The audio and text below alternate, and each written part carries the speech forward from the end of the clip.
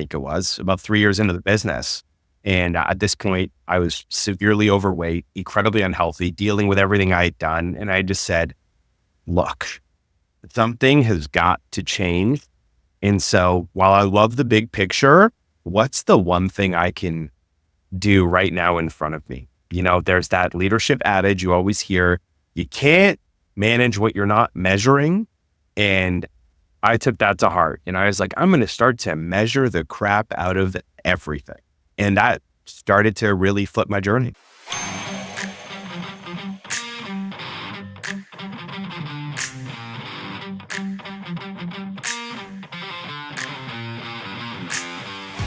How do you turn personal tragedy into a powerhouse for business success? Today on Seek, Go, Create, the Leadership Journey, we welcome Matthew Sanjari, a trailblazing entrepreneur and coach who transformed his life after a near-fatal accident. Matthew is the visionary behind Prime Consulting, where he utilizes his 15 years of experience to mentor entrepreneurs through critical growth phases. His unique methodology not only focuses on scaling businesses, but also emphasizes personal development to lift clients into their full potential. Join us as Matthew shares his inspiring journey and invaluable insights on turning obstacles into opportunities for leadership and growth. Matthew, welcome to Seek, Go, Create. Thanks for having me, Tim. I'm excited to have a great conversation today. I'm excited about it too. Now, you mentioned, before we kind of get rolling here, you mentioned you just made a move. Tell everybody where you are and where you were from before you made that move, because it sounds like a big change. Yeah. This has been the year of big changes. So I made my way on down. I'm in Orlando, so Central Florida. 6 months ago, I moved up from Canada, where I had lived practically my whole life, on and off different spots. But yeah, 6 months ago from Canada to Florida, leaving winter behind. That's what I'm doing. Before we hit record, I told you I'm in Colorado Springs as of the time we're recording, and by the end of day, I'll be in New Mexico working my way south for my wintering. Have the people in Orlando welcomed you with open arms, or they said, like, you darn Canadians, why do y'all keep coming down here? What's that been like? For the most part, it's been with open arms, but I'm still getting way too many maple syrup jokes for my liking. And so I kind of lean into them now when I do business pitches. I don't have plaid on, I don't have maple syrup for you guys, but I do say hello from Canada. Very good. All right. My first question, Matthew, was something like an icebreaker-y, what do you do? But I've recently made a shift. I'm going to give you a choice to answer my first kind of big question. I'm just going to give you the two questions, and you could say, I picked this one, and start answering it. The two questions are, what do you do, or who are you? Which question would you prefer to answer, and just go ahead and pick it and answer the question? Okay, let's go with who are you? Because you know what? This is something I'm finding is evolving constantly, to my surprise. But to the question, who are you? I would say I'm someone who's a dreamer. I'm passionate about people. I've done a variety of things over the years. I'm a business coach now. I was a pastor. I owned a marketing company, just a variety of things. And it really doesn't matter what the skin has been. I've realized that at the end of the day, I just want to see people reach their potential. And so who I am is dedicated to helping people build relationships, realize what's on their lives, and hopefully get to live it out. So something, especially on this podcast, because we kind of mash together business, leadership, and ministry, something that's going to perplex people right away is the fact that you were a pastor. Now you've gone out into the world of business and all of that money and all of that kind of stuff. So I think the first thing I'd like to know is I'd like to know a little bit more about Matthew, the pastor, and then the transition into something other than pastoring. Yeah. I mean, listen, I loved it. Pastored on and off for almost 14 years. But in 2010, just a group of 8 of us in a living room decided to play to church and went on this wild, exciting ride. But, I learned pretty quickly. Basically on day 2, we're 8 people. This probably isn't going to sustain me. I need to go find work. And so found a corporate job that eventually led to my first round of entrepreneurship. And as I'm sure you could appreciate, I've just over the years realized there's so much synergy across both. But again, going back to the who am I, as a pastor, I absolutely loved being able to walk people through life And, it's funny because again, I see this now in my current iteration of work. As a pastor, I didn't need to be an expert. I just needed to be a great shepherd. I just needed to be a great friend. I just needed to be someone that was there to help people zoom out or zoom in, depending on where they were, to point them to things that were bigger than me, to the person that actually matters. And so I loved pastoring. Didn't matter what hat I was wearing. I did worship, did creative arts, did some executive role things. At the end of the day, being able to work not just with people, but seeing them develop, on that leadership level and actually step into, and I know you appreciate this, but so many times, and I went through this journey myself, so many times seeing people kind of peek behind the curtain and realize, oh, the things that I was critiquing, now I'm in the kitchen, now I'm making the food. This is a little different. And seeing people kind of go on that leadership journey, I loved it. And more than being on a stage, more than leading meetings, I think it was all just the relational time that we all spent together. It's the moments that nobody sees that I look back on and just think were these beautiful, profound moments. So, yeah. Sure. Did you grow up in Canada? Is that where you grew up and spent most of your early years? Born in Montreal, lived in Ottawa, went up to Bible college in Vancouver, but spent a lot of my time in Ottawa, central Canada. Okay, because Montreal over to Vancouver, that's all over, that's spanning for those south of the border, we have no idea how far away those are. We think Canada is just, you cross over somewhere in Detroit and all of Canada is right there. So that Montreal is a long way from Vancouver, a long ways away. Did you grow up with the mindset or the heart or whatever you want to call it of, I'm going to go into ministry and be a pastor? Or what was Matthew like in his growing up years? After you got over there, you want to be a fireman or an astronaut or those type things. What was your desires of what you wanted to be growing up? You know what? Funny enough, I was constantly oscillating. My parents had different ideas for me, but I was constantly oscillating between either actually wanted to go into ministry, youth ministry, or I wanted to be a football coach. I love sports, love playing it, love the coaching side, love inspirational stories. The older I got, I really started to realize, wow, this idea of coaching or helping people reach their potential, obviously very passionate about it in a Christian context, in a ministry context. But I think even as a kid, I'd look at that and be like, as if a coach can sit there, like I'd watch basketball and Michael Jordan, like he's the greatest player alive. And even he is a coach, right? Even he's got someone who's drawn up plays, who's pulling him aside and saying, hey, make these adjustments. So were you in a Christian home growing up? Were your parents, spiritual depth, churchgoers? How would you define the spiritual atmosphere of your home? So to give people some context, love my parents. They're definitely on the crazy side. I grew up in this beautiful dichotomy where my father, to this day, is still an atheist. My parents are still married, but my father's an atheist, smartest man, philosophy, logic, probably, in the political spectrum goes one way as far as he can. And then you have my mother, who on the other side flips the political side on the other side. And I don't think she met a plant she wasn't willing to pray for. And so I grew up in this dichotomy where my mother was like, I'm going to raise my family in the faith. And my dad said, that's wonderful. I'm just going to make him question it at every turn. And looking back, it's funny because when you zoom back, it's kind of messed up and feels like a recipe for disaster. But I look back and say the ability to question and the ability to wrestle with my faith at an early age, teenage years, young adult years, especially as I started to experience some personal tragedy, was so formative and has allowed me to help other people on those journeys, where now hopefully people aren't afraid to question and they're not afraid to get into the messier areas of what leadership and ministry looks like.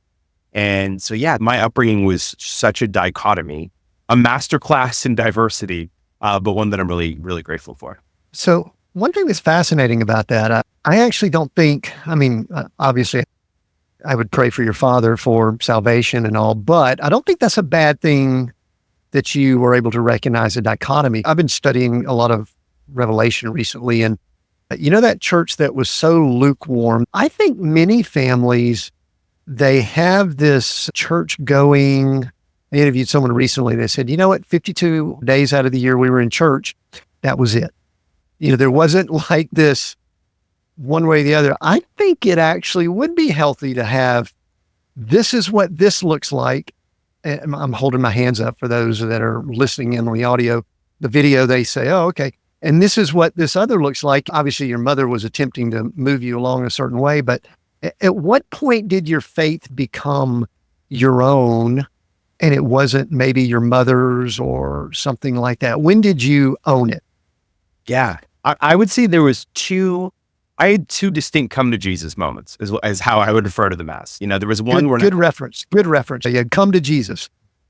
I had one. The first one was the guy who really mentored me in a ministry, my pastor for many years. He basically sat me down and we had this conversation. He had a youth ministry at the time and he was attracting people that would never step foot otherwise into churches. And I remember going there, and one of the frustrations growing up for me is I was like, man, church feels so stuffy. I'm like, why is Christianity so stuffy? I had a really diverse upbringing, so my friendships mirrored that. I grew up with guys who were Muslims, Buddhists, atheists, and I'm like, this feels just as stuffy as them. Like, what's the difference? And I remember we'd have these long conversations over coffee till the wee hours of the morning. And I'd start to realize that maybe God is so much bigger than a laundry list of rules. Maybe there's much more than just the moral law of the 10 Commandments. And so that sent me down a journey where for the first time in my life, I started to get into the Word and I started to read the Bible. And I didn't want to stab myself in the leg while reading it. It didn't feel like a chore anymore. And that first experience really set me down this path where I was like, okay, I'm getting a different picture of God that's no longer secondhand, it's firsthand. And it's starting to change and transform who I am. And then we'll talk in just a moment because you obviously had a catalytic event occur with an accident. But there was one thing that you brought up that was so interesting. It's so kind of closer to my story. I would say my upbringing would be more, we kind of popped in and out of church and spiritual foundation. Because we grew up in the South, everyone just assumes they're a Christian. It's like, kind of like we are here. There's Bibles all around. There's churches all around. Therefore, we all are Christians. Obviously, that's not good theology right there. But I wanted to be, both my parents were educators. And Matthew, I wanted to be a coach and a teacher. So I felt like I was created to coach from an early age. The thing that kind of set me in a different direction was that I had a conversation with my parents at some point, late high school career, and I found out how much money they made. And it sort of changed a good bit for me. I said, you know what? I don't think I want to do that. I didn't realize we were poor. And so I don't want to be poor. And so I went after like engineering and went to Georgia Tech. And everything I did, I came back to coaching. Really? And so what I'm curious about, because you talked about ministry and coaching, talk about, compare those two. Especially now that you've been a pastor, you've obviously been a coach, you've worked in ministry environments, you've worked in business environments. Talk about if there's contrasts, like differences, talk about what that is, but talk about the similarities because truthfully, I see a lot of similarities. So talk about those too. Oh, you hit it on the head. I think there's so many similarities. And I was just having this conversation actually with someone the other day. To me, I view both of them as a coach, as a pastor, I view them as invitations to stewardship, right? Like I'm being entrusted with someone's life, someone's business, someone's journey.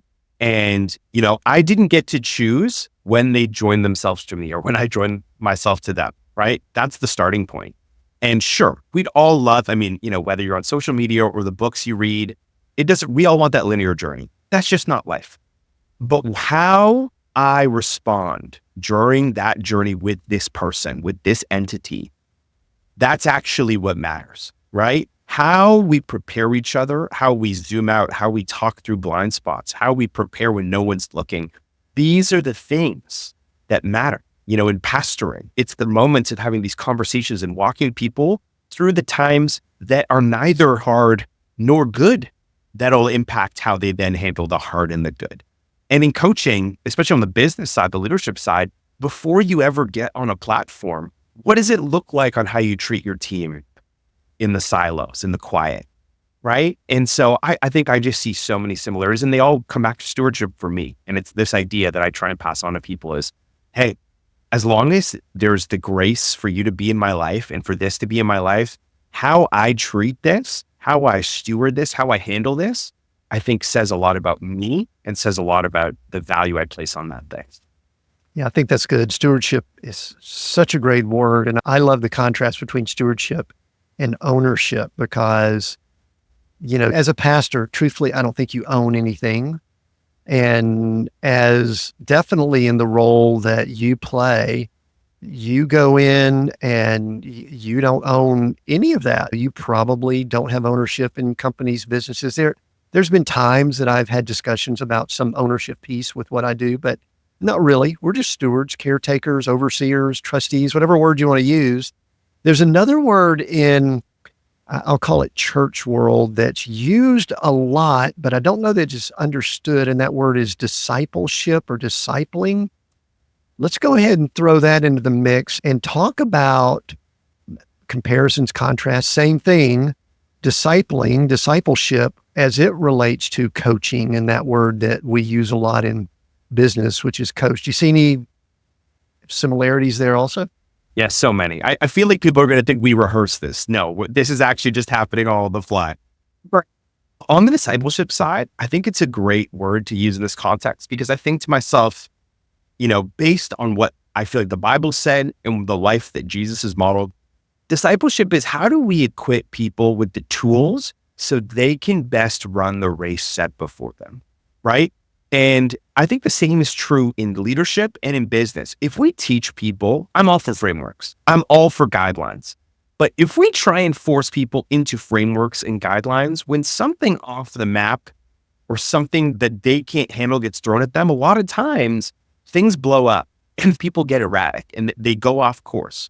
But when we equip them with the skills and we equip them with the tools, we put tools in their tool belt to say, hey, when this comes, right?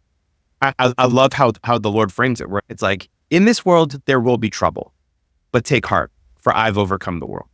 And I think in discipleship, it's this idea, hey, bad things are going to happen. Sorry to be the bearer of bad news. You're going to be disappointed. You're probably going to experience failure. There's going to be rejection. I don't care if it's sports, ministry, business, life, relationships, whatever.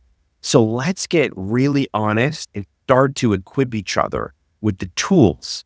And that might be, why don't you get in your Bible?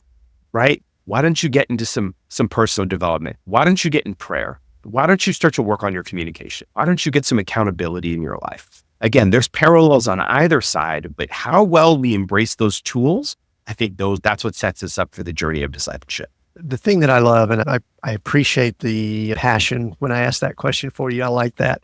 The thing that I've noticed is that in church world, they talk about discipleship, but they have difficulty with it because it's sometimes difficult standing in a pulpit, talking to 100, 200, 300. That's not necessarily discipling to me, but I am sure that today, yesterday, probably tomorrow, you were on phone calls, probably 30 minutes to an hour, maybe longer. And you'd probably do that monthly, if not weekly, with the same people.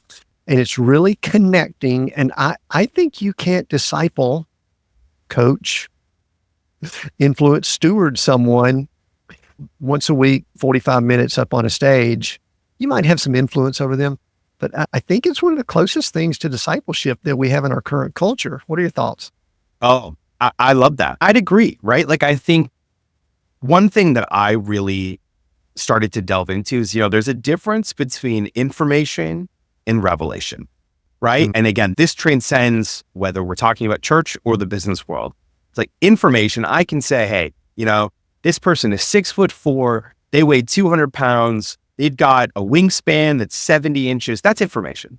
Revelation is when they punch me in the face and I feel the contact of that punch.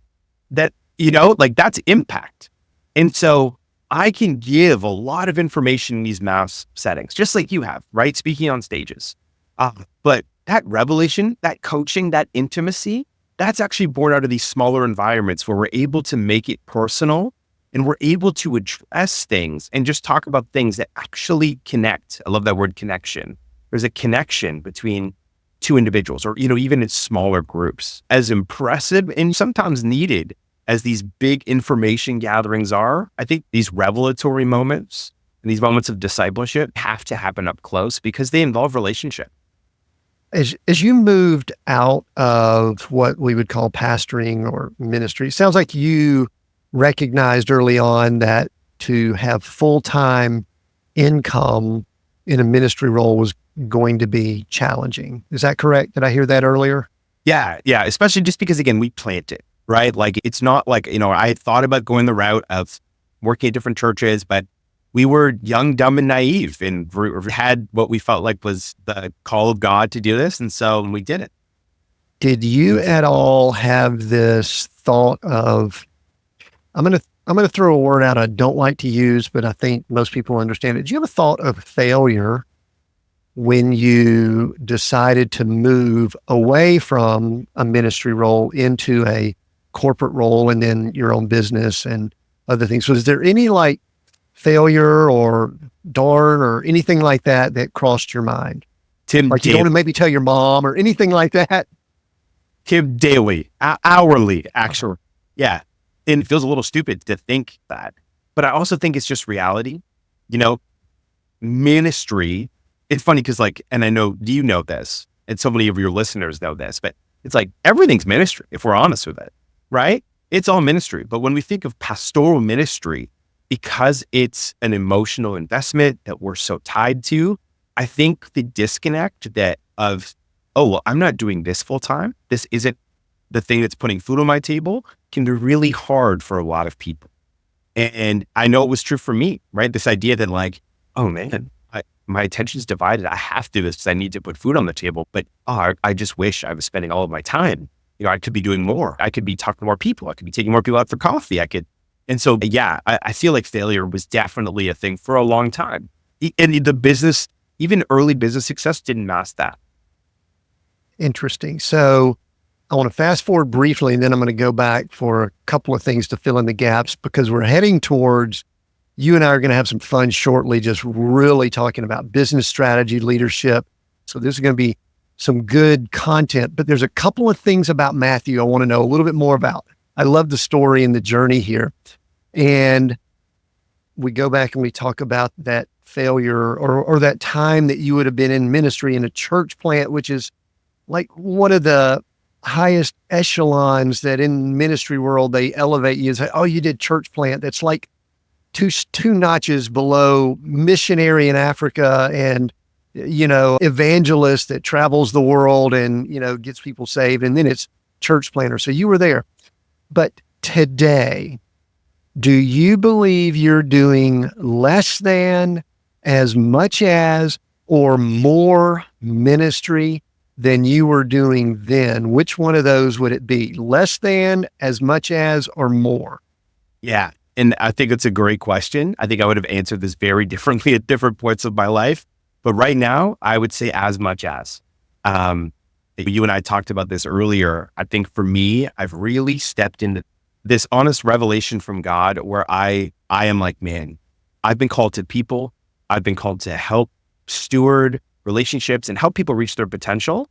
And it doesn't matter what the skin is. Doesn't matter, at the end of the day, God has very kindly changed the skin on me a few times over the last 14 years.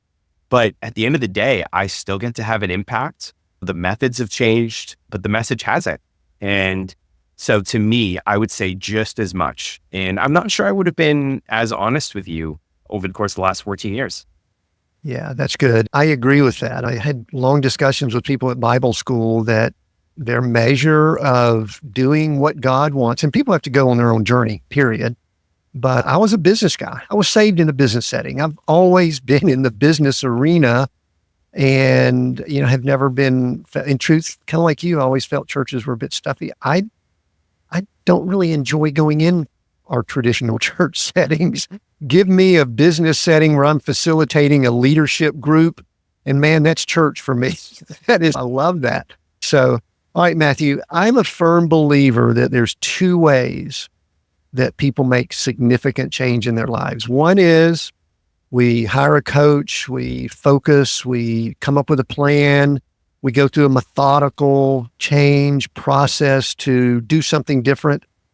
or, and I think this is the more common one, some catalytic event occurs and it literally, a 2x4 or a car accident or a financial collapse in my situation changes everything about who we are.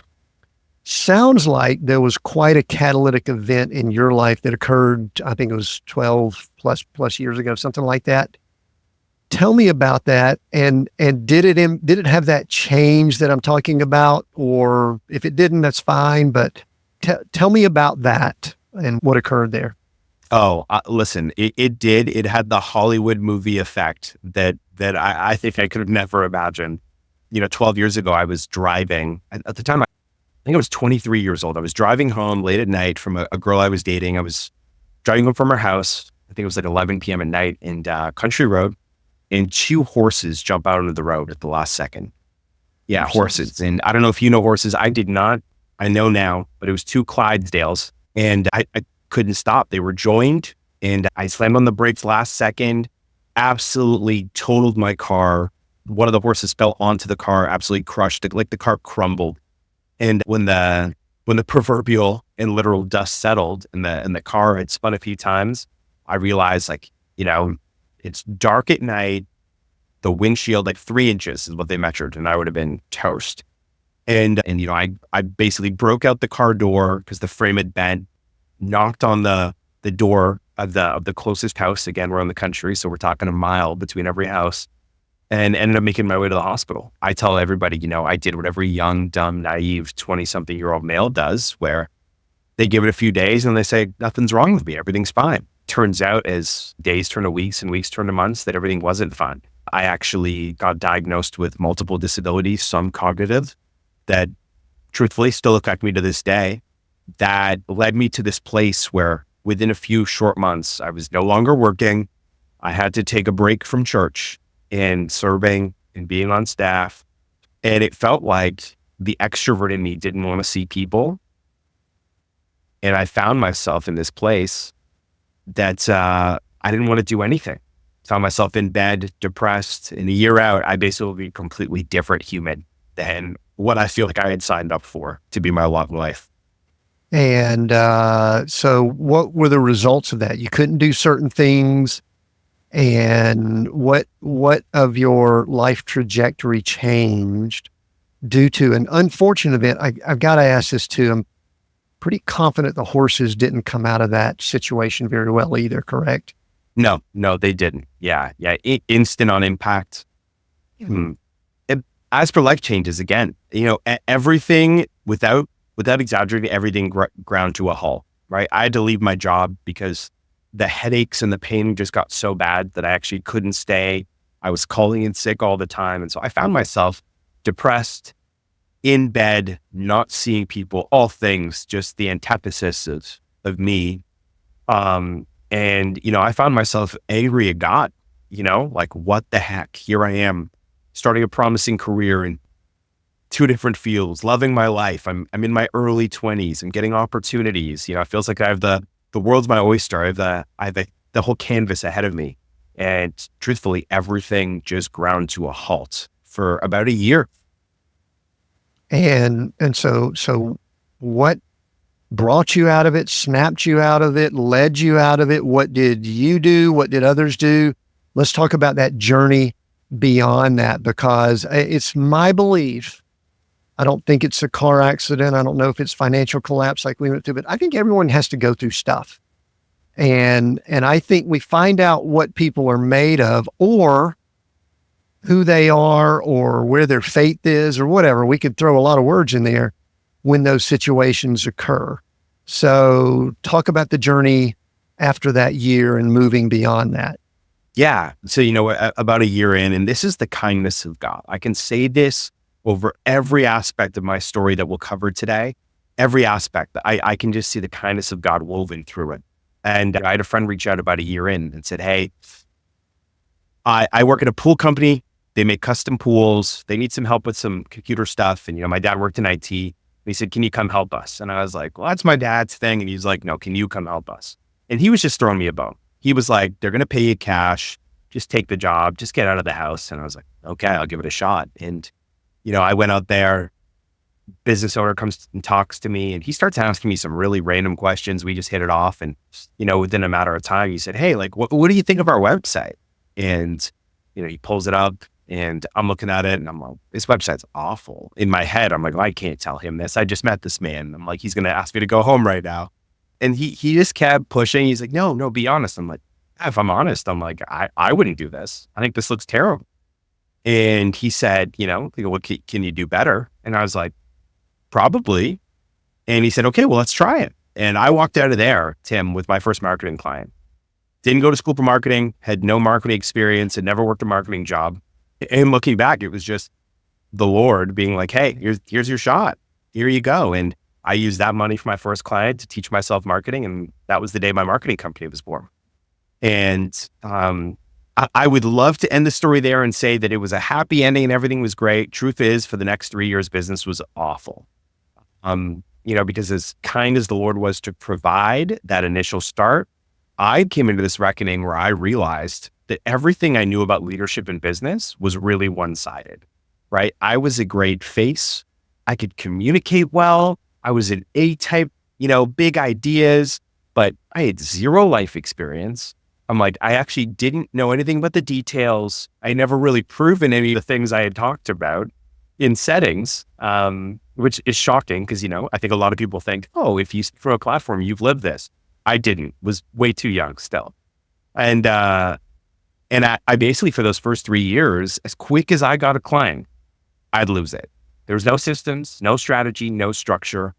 And if you're talking turning point quickly, I remember looking myself in the mirror in 2016, I think it was, about 3 years into the business.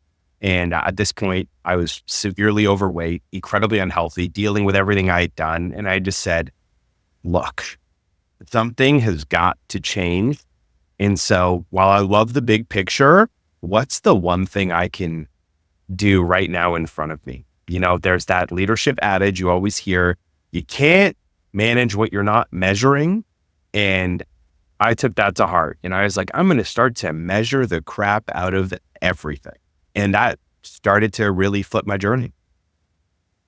So would you say, one of the things that I know you address, I address this also with leaders, is I attempt to see what their mindset is like, because often that can ripple throughout an organization. What was your mindset at this time? I'm going to throw a few words out and then you could either agree, disagree, or pick them apart. But when someone's gone through stuff, even though they could be attempting to be optimistic, there could be a victim type mindset and a poor, pitiful me, or blaming, or mad at God that earlier, or things like that. And if we look back on it, we think we should have been more successful, but then we realize, no, I shouldn't have been because my mindset or something like that. What was your mindset like during that 3 years you said that was still challenging post at least getting business going? Yeah, this is such a good question. To speak to that victimhood, I literally looked at this accident, anything associated with, as having robbed my life. It ruined my life. It took everything from me. And for the first year or two, there was a lot of people who agreed. They're like, oh, yes, that's awful, as if that happened to you. And then I found myself now surrounded by, God bless them, people and opinions and my own internal thoughts that were just echoing this chamber of, yeah, you're a victim. And I sat there for years, from 2012 to about 2016, blaming my pain for the reason why I wasn't living up to my potential or walking out my purpose, only to realize that it wasn't my pain that was doing that. It was my perspective. And when I dialed in and actually, more than a nice motto, figured out what that perspective was, I really think that was the shift for me in every area of my life, not just my business. And one of the things, I think this is important, I think it's in Matthew 7, towards the tail end of the Sermon on the Mount. Very significant that I'm interviewing Matthew here and I'm quoting Matthew 7. I'm not going to quote it, I'm going to give the reference. Jesus says that the rains come, the storms come for those that are built on sand, for those houses that are built on sand. And also the rains come and the storms come for those that it's built on a foundation. There was a spiritual foundation there that was underneath that mindset and that victim. When did that rear its head up and start taking over and start getting you back on track of where you kind of started transitioning from, okay, I'm not a victim, I'm a victor. I'm operating in the kingdom of God, not in the Babylonian system or the world system. And because I'm guessing a lot of the situation, some of the pain, all that stuff probably didn't change. It's between the years is what's changed, or maybe the soul. So just tell me more about that before we get into, I want to go strategy, but this is good stuff right here. This is foundational. I mean, full disclosure, it's 12 years since the accident and I still live with that pain. I woke up this morning with some of that pain. So you're right, it hasn't gone away. But I remember this, I just said the whole perspective shift. We're having this conversation with someone at church, and we're having coffee, just having this great conversation. And this person starts to open up about chronic pain. They start to open up about some really serious things that they had been battling. And I'm sitting here shocked because I'm like, this person is pretty well known in our church. You know, they hadn't really, to my knowledge, ever voiced that. And so I started to say, hey, you know, why me? Why are you sharing this with me? And what's made you comfortable enough to share? And they went, because when you share your struggle, Matt, and I see you keep showing up to things like this coffee, and I still see you, you know, playing keys at church or talking, it pushes me that there's hope for me. And I remember going home and crying my eyes out, Tim, because I thought to myself, I'm like, if this person, I'm like, first off, I don't have half the hope this person does. But if they can pull from the mess that I am right now, and they can choose in the midst of what I thought was an awful situation they were disclosing to me, like, I wonder if there's some perspective to be had here. I wonder how much of this is like me in my head.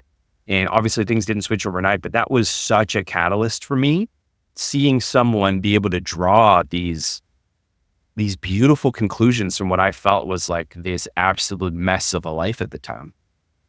Yeah, that's good. And I'm sure that not only there was physical stuff, I'm guessing things like that, our finances and those things are challenged. But 2016, there's things started to change. Obviously, you started getting more business. You had your company, and then you have now moved into coaching. I think you exited your company. Let's start now talking about what all that was like. What are some of the success keys that you learned along the way there that we could learn from? So let's go to 2016 on. Tell me what we need to know about that. Yeah. So you know what? Let me, if it's okay with you, I'm going to paint the dichotomy. You know, you asked me at the beginning 2 questions and I answered the second, but let's answer the first one quickly. So I'm both a business coach and a business consultant. And so to me, the dichotomy of the two is really important because I function as a hybrid. And that's important because as a coach, I feel like I'm there with the entrepreneur. We're talking high level problem solving. What are the things that are ailing you? Can I help you zoom out? And as I started to do that, I started to realize there was a real disconnect. Full disclosure, I'm sure you can appreciate this. I never wanted to use the title coach because in my mind, I had this judgment that I was like, there's a million coaches on social media. Lord knows if 99% of them or even I'm qualified, but it fits, right? You're coaching people. So I'm like, what else is there? But I started to realize as I worked with people, there was a disconnect on the implementation. It didn't matter how good our strategy was, how good our sessions were, if you weren't taking this back to your team or your business. And so the consultant side of me said, well, we need this. And rather than this just be a good idea, that was the key to me unlocking the success in my own business, in my own life, realizing, look, I've been an A-type, problem-solving, strategic guy my whole life. That's wonderful, but I'm a one-man shop right now. So I've got to do the work and I've actually got to put the effort in. And so I learned what it meant to build systems and structures and things that I previously didn't care about. And so going on that journey for me led me to this from a leadership perspective. I said, look, I've read all these books, 80-20 rule, all this stuff, Pareto principle. What can I apply to me? So I started to go of the mindset that I said, look, I'm an A-type. I'm a visionary. I'm a sales guy. So I'm going to fill my capacity to 100%. I'm going to go until I feel like the absolute stress. And then when I get there and I can feel the tension, I'm going to start to delegate. I'm going to start to offload. And, now I know that as my framework, the automate, delegate, eliminate that I use with my clients. But my goal in the beginning was the realization is if I took myself from 100 to 70%, well, I just bought back 30% of my time. And so once I brought somebody else on, I was doing that and I was like, oh, I just freed up 30%. What am I going to do? I'm going to focus on the things that I know how to do. I know how to sell. I know how to talk to people. I know how to create a good culture and treat my employees well. Fill myself up to 100. Oh, we reached the capacity. Start. And whether it was automation and figuring out technology stacks and some of the cool things, AI, or delegation, actually figuring out, okay, what are the things, not just delegating tasks, responsibilities, elimination. Am I doing redundant things? All of these things started to put me down this path, Tim. Over and over again, I started to build something that was scalable, that was not just reliant on me anymore. And that's kind of what I've carried into what I'm doing now.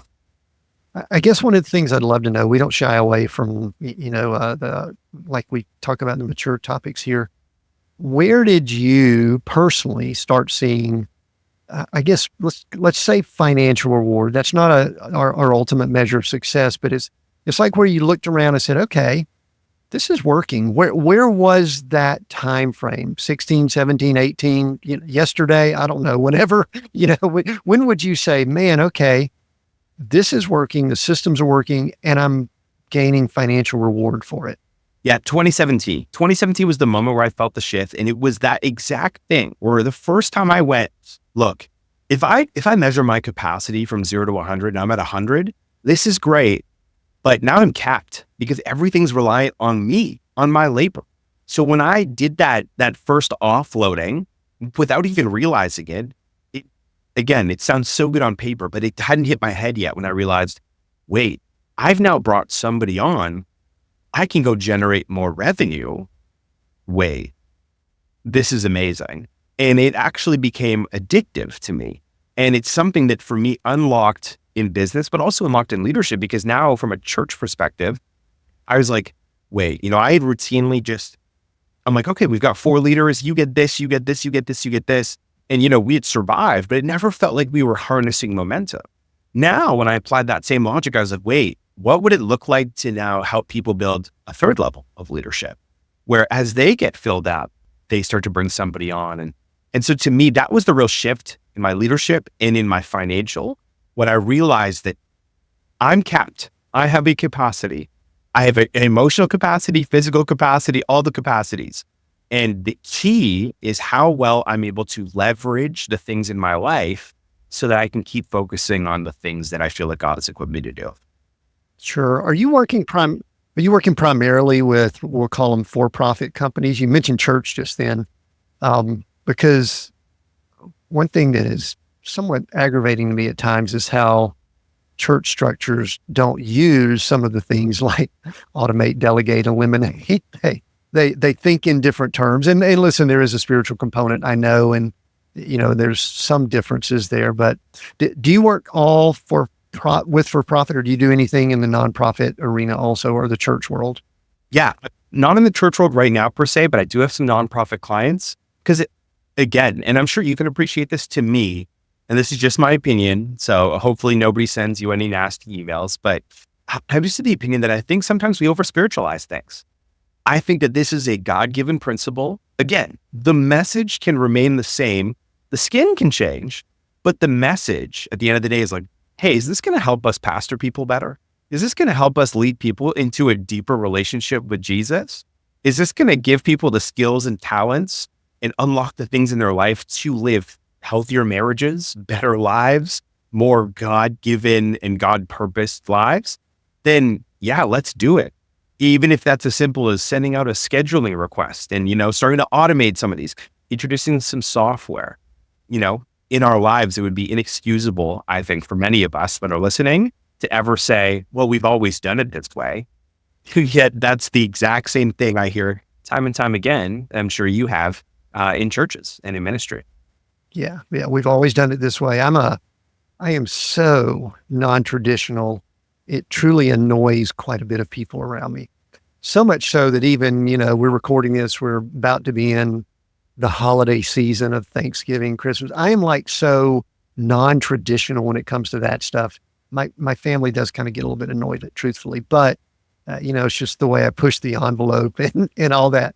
So tell me, give me some profiles of the type people that you work with, that you feel like you are jamming, you're rocking with them, and it is really working. Either size companies, size organizations, things that are going on, things like that. Just tell me more about the type people you work with.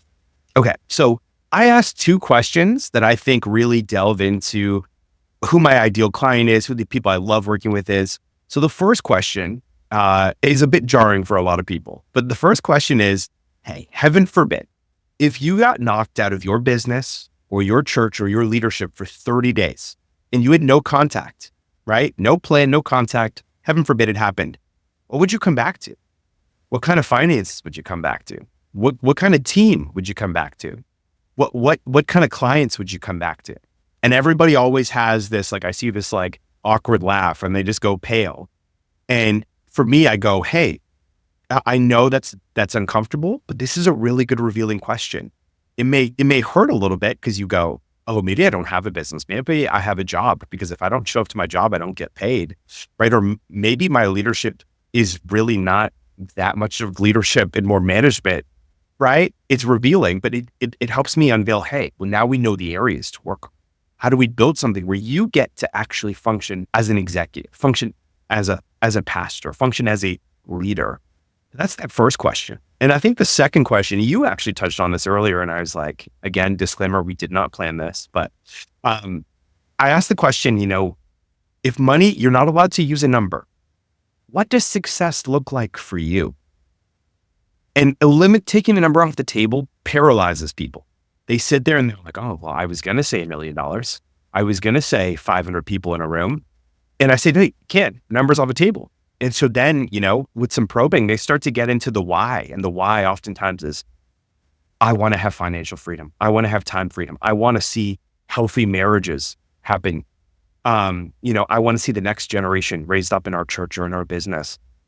And I go, there we go. That's the thing. And now that you know that thing, why are you building the way that you're building? You tell me that you want to spend time with your family, but you're answering emails at 9 p.m. And so those two questions, Tim, they help me unlock so much of that client profile, because at the end of the day, it is fairly generic, right? As long as you got 3 people and you do $500,000 in revenue, we're technically a good fit on paper.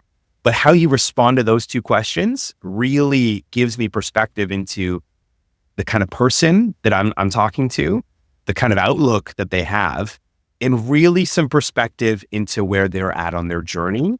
And truthfully, if I can be helpful to them or not. Yeah. Has it taken a while for you to evolve to those two questions that narrow it down? My guess is you probably worked with some people that wouldn't have answered those questions well early on. I have. I mean, I made it work. It was enjoyable, all that kind of stuff. But how have you evolved into those questions? Yeah, you're absolutely right. I absolutely started working with people in the beginning that looking back, I'm like, they did not fit this ideal client profiles. And I think that that's come out of this place where, again, it's the struggle I said of, I didn't want to be a coach or a consultant. I definitely didn't choose to go down this road originally. But how I found myself here was realizing, oh, wait, I have done this over and over again. I've done this in ministry. I've done it starting the marketing company. I've done it with a real estate company. And so now I find myself not having to spout theory to people, but getting to tell people, hey, this is what I've done that's worked. Are you willing to consider it? When it comes to systems, when it comes to strategy, when it comes to structure. And so again, to loop that back, it's allowed me to now evolve into those questions, because I look back and go, oh man, I was solving the answer to these two my entire life. I still am. I'm still evolving. So. Yeah. And Matthew, people ask me this a lot, so I'm going to ask you this. People feel as if their situation is always unique. It's like, I know you've never, I'm going to be a little bit snarky here. I know you've never seen this before, but we've got some conflict on our leadership team, and Joe is not getting along with Sally, and we can't figure out what's going on, blah, blah, blah. So just things like that. But yet I have found that most things are fairly common, and not everything fits, but what are some 2, 3, 4, I don't know, whatever it is, what are some things that you see when you are invited in after you ask those questions and you raise that hood up and you look down in that engine or the organization, whatever metaphor you want to use? What are some things you see in almost every organization? Yeah. So just to shoot that start back, there is nothing new under the sun. Okay. There is nothing new. You're not a surprise to the Lord. It may be new information to me, but it's not a surprise to him. But I think to answer that, some of the biggest things that I've seen and come across that I'm constantly addressing both in my life and for my clients and the people that I try and help, is again, I love to ask the question, hey, are you focused on growth or are you focused on health? Because healthy things grow. And oftentimes when we focus on growth, it's at the expense of health, right? And nobody looks at a plant and yells at the plant and says, why aren't you growing? No, we water it. We make sure it has great soil. We adjust it, put it in the right sunlight. And if we put it in the right conditions, then it will grow, right? And so I think that that's always a big one. I like to use it in my bio often. I tell people, you can build business and then build people. But I promise you, even with the advent of AI and all the technological advances, if you build people, they will build business. And again, can't just be a great motto, can't be a great slogan, because if you want to build something that holds up to my first question, you probably want to invest in people. And I'm so fortunate that I have a bunch of clients that are investing in leadership pipelines and developing people. And I think if I could rapid fire another one at you, I think the 2 is 1 and 1 is none is gold. You may have been the entrepreneur, you may be the chief decision maker, you may think you're the smartest guy in the room. You don't want to be. And the sooner that you can bring someone else on that journey, and you can start to transfer not just the tasks, but some of the responsibility and the authority. Because if you just hand off tasks, again, if something were to happen, then that person isn't equipped or empowered to actually make decisions. They're just equipped to check boxes on a to-do list. And so 2 is 1 and 1 is none, simply meaning, hey, if you have somebody that you're constantly mentoring and raising up and pouring into and showing, then you always have one person. But if just you, there's actually nobody there in case anything happens.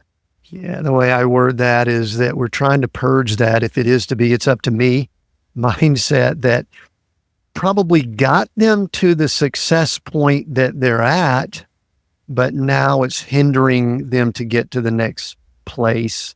And I've had it, you've probably had it. We all, achievers have a heavy dose of, if it is to be, it's up to me. But I love the automate, delegate, and eliminate system that you talk about, because I think it's a way that people can check themselves. So when you step into an organization, what is some of the first things you look to do, or to identify, or to find, or to snoop around, or whatever words you want to use? Give somebody like if they're working with you and Matthew shows up virtually or in person, what's one of the first things that you like to do when you step into an organization? Yeah. So, assuming that we've gone through the 2 questions, because I always do that, I walk people through my 4 Ps. And those are purpose, predictability, profitability, and productivity. And the reason why I do that is I ask people, hey, like, what's important to you? And I mean, listen, Tim, you know the answer to this. Everybody always says profitability, right? But like, we're in business, right? Even if it's a nonprofit or a church, like, hey, we have to keep the lights on. And I go, that's the least important of the 4 Ps. So that's actually the last thing we're going to work on. Because if you find your purpose, and I'm not talking we use the owner, I'm talking about if I go ask all the team members, hey guys, what's the reason we exist? And if they're not all aligned, which, spoiler, they never are. If they're not all aligned, then we're actually not operating to the same framework.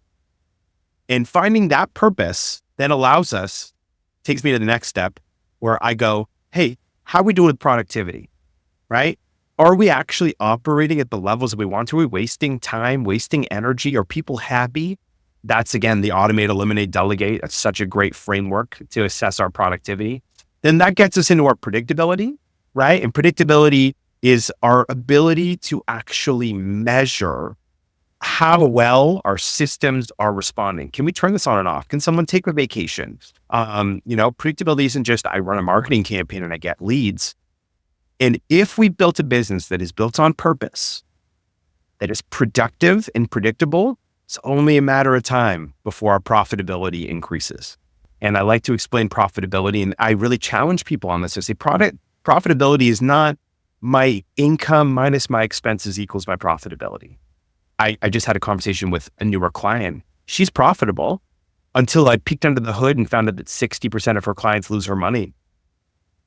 And I was like, it's a miracle you're profitable, but imagine the $15,000 a month you're leaving on the table with those 60%. And she had no idea, right? And so profitability is far greater than what's left over. It's what's working for us. 80-20 rule. How are we making our money, right? What are the most leveraging tasks for us? For the nonprofit, they're putting all this effort into this donation, that donation.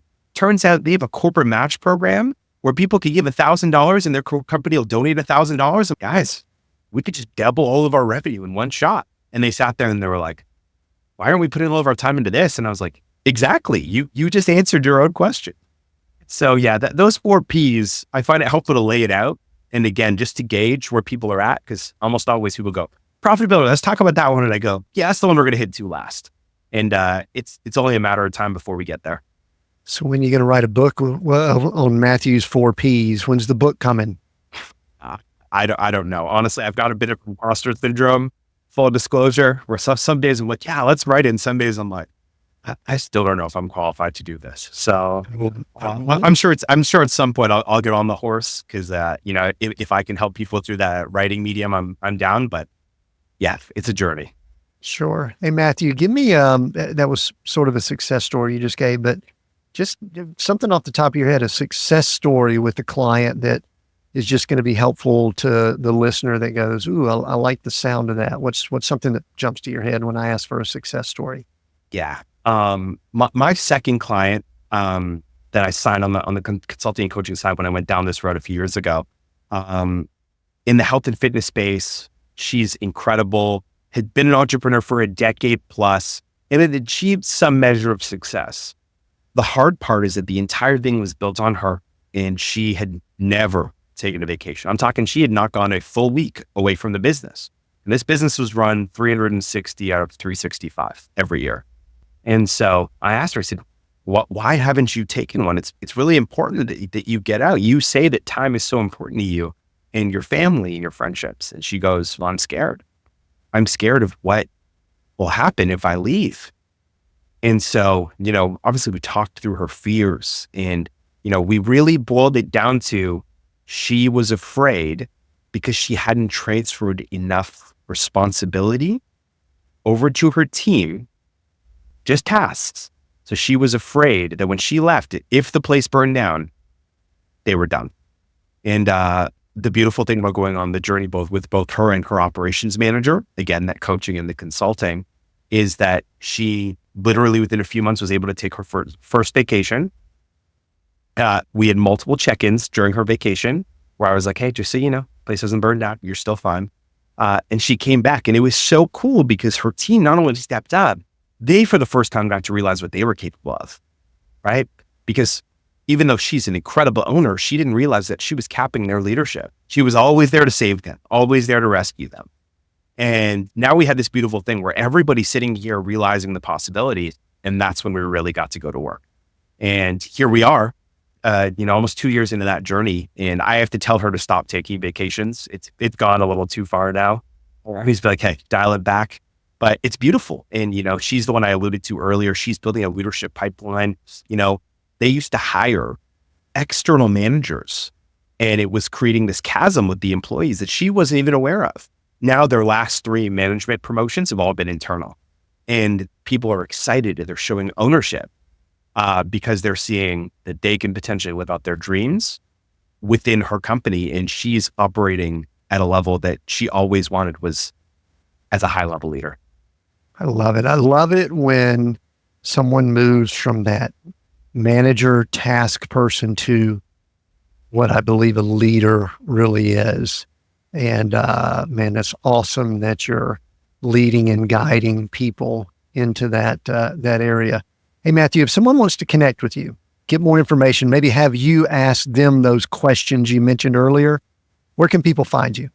Yeah, I love connecting with people. You can look me up on LinkedIn, Matthew Sanjari, Sanjari, or you can go to my website, consultingbyprime.com. That's consultingbyprime.com. I'd love to connect with you. Awesome. We are Seek, Go, Create, Matthew. Those 3 words. Going to allow you to choose one of those as my final question. Seek, go, or create, and why? Yeah. I'm going to say, and both selfishly and unselfishly, I'm going to say seek. And when I think of seek, I think, man, go seek out someone who knows what you don't know, right? The old adage is you don't know what you don't know. And I think that that's so true. I think surrounding myself personally with people who are so much better than me, smarter than me, wiser than me in so many different areas, we all get to play a part, but it has been so good for me because it doesn't matter how smart I think I am or how much success I get. There's just someone out there who's going to challenge my perspective and allow me to view things in a different way. And so, whether that's a coach, whether that's a consultant, whether that's a pastor, surround yourself with people, seek that out and try and get people that'll challenge your perspective and help cover your blind spots. Excellent. Love it. Matthew, thanks for joining us here. This has been a great conversation. Like you said, it may look as if we were scripted, but we were just syncing, man. It was just like we were on the same page, sending out the vibes here over the waves. Man, I appreciate you being here. If you feel that Matthew said something that resonated with you or you want to connect, I encourage you to reach out. I mean, both of us are coaches, but listen, you need to find someone that you connect with. And it may not be me, it might be Matthew. And I think he would probably say the same thing. It's like, find someone, seek, as he used that word, seek someone that can help lead and guide you. And I'm convinced that Matthew's a guy that can lead a bunch of you that are listening in. So reach out to him. We have new episodes here at Seek, Go, Create every Monday. We're on YouTube. We're on all the platforms. And I want to make a quick shout out. Thank you so much to the people that have been supporting us financially. We put this link up, seekgocreate.com/support. And I get tips that keep showing up, $50, $75, just people saying we support you. Thank you. Thank you for that. I appreciate it. Keep doing it. I'll accept it and receive it. So I appreciate you listening in. Until next time, continue being all that you were created to be.